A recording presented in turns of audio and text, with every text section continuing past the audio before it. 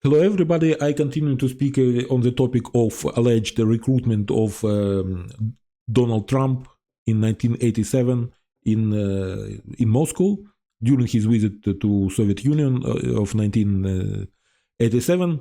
And today we will speak about who and how invited him for this visit. So there are several sources. Okay, as Trump tells it, the idea for his first trip to Moscow came after he found himself seated next to the Soviet ambassador Yuri Dubinin. This was in autumn 1986. The event was a luncheon held by Leonard Lauder, the businessman son of St. Lauder. Dubinin's daughter Natalia had read about Trump Tower and knew all about it, Trump said in his 1987 bestseller, The Art of the Deal. Okay? Trump continued, one thing led to another, and now I'm talking about building a large luxury hotel across the street from the Kremlin in partnership with the Soviet government.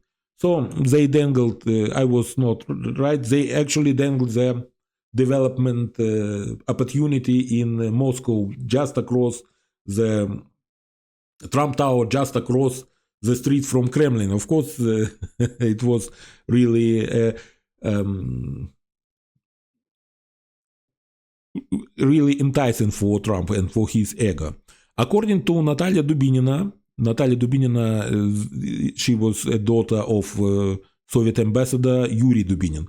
According to Natalia Dubinina, the approach to Trump actually happened 6 months before the Lauder lunch, when Dubinin first arrived in the United States as the Soviet ambassador to the United Nations.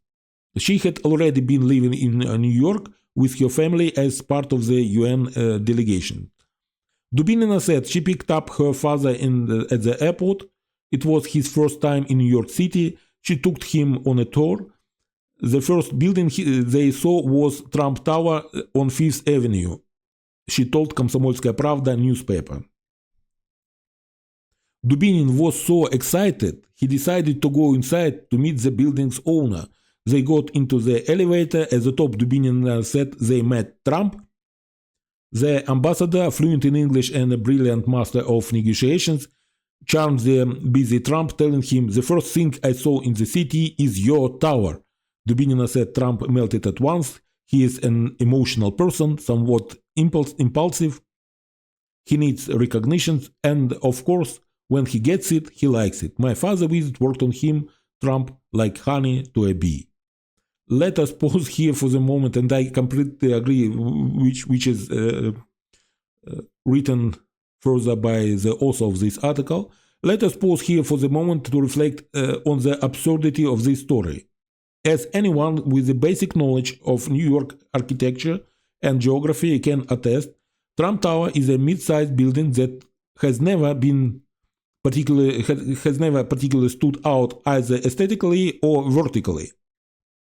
Are we really to believe that a newly arrived ambassador was so floored by Trump Tower and not by the many more remarkable buildings that dominated the skyline in 1980s that he would have barged his way into the meeting with its owner on his way in from the airport, even before greeting his own staff at the Soviet mission 10 blocks north? The only way this tale makes any sense is if there had been an ulterior motive for Dubinin casing Trump's building as the first order of business upon landing in New York. So I think this meeting was already arranged, so there was something going on before. In the summer of 1987, Trump and Ivana flew to Moscow for the first time and stayed at the National Hotel, not far from Red Square, which was adjacent to the Intourist complex next door. Intourist, the Soviet tourism agency, was completely under KGB control, with